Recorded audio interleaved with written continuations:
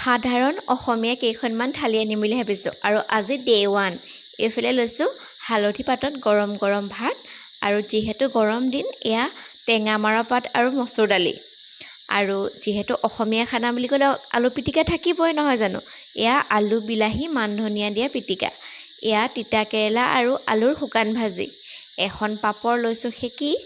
আৰু ভোট জলকীয়া হ'লেতো কথাই নাই নহয় জানো এটা ভোট জলকীয়া